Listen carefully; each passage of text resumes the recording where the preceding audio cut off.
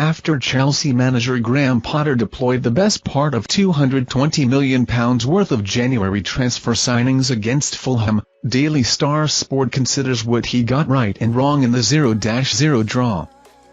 Fulham held Chelsea to a hard-fought 0-0 draw to put a dampener on Enzo Fernandez's home debut as the Blues failed to score despite Todd Boehly spending £323 million in January.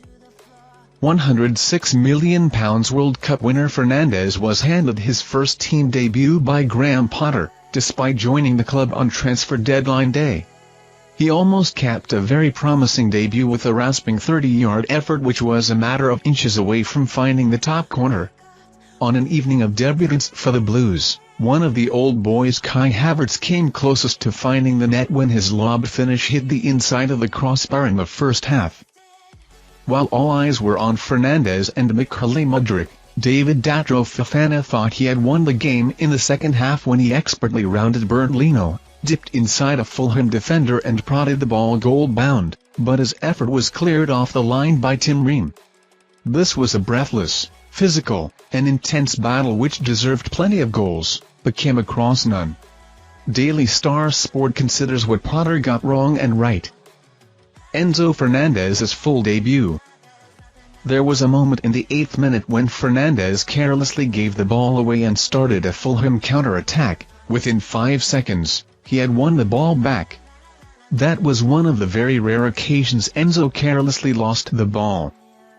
Considering the pressure, the lack of training, and the fact he has not even spent a week in England, he handled the occasion brilliantly. Fulham's players took turns having little digs at the Argentine, but he was unflappable in their attempts to wind him up.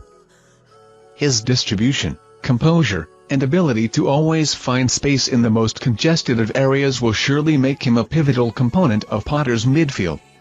And just when you thought you had seen everything he can offer, he came within inches of finding the far corner with a 30-yard effort. It is too soon to confirm he is worth a British transfer fee Chelsea shelled out, but the signs look positive. Reece James' return. What do you think Chelsea can achieve this season? Let us know in the comments section below. With Fernandez and Mudryk being handed home debuts, Reece James' return from injury almost went under the radar. The Englishman has endured an injury-ravaged few months, yet he was deployed straight into the first 11. At times, the lack of sharpness was evident, particularly in the first half, when Anthony Robinson drove past him on the outside.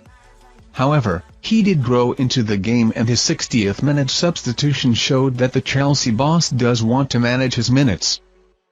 Mudryk home debut.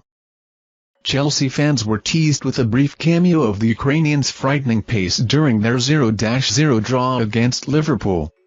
However, Mudryk took a little while to get himself into the contest.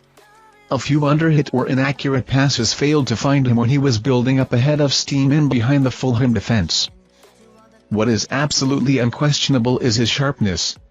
He very quickly goes up the gears once he sees space to run into.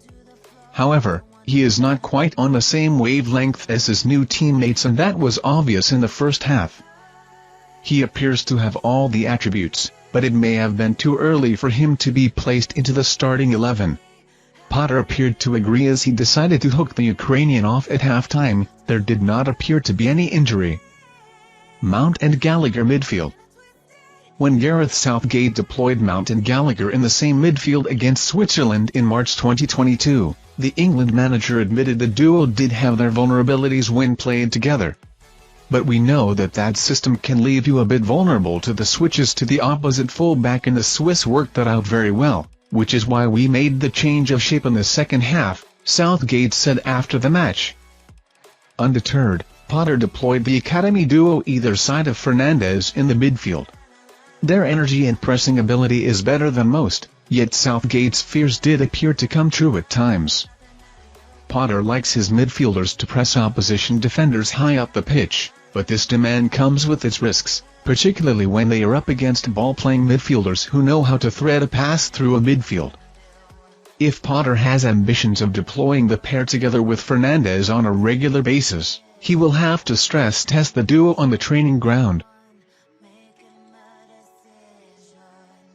Thank you for watching our videos. Subscribe to our channel to get notifications when we post newest videos. Thank you and goodbye. We've been holding up for the girls for a minute.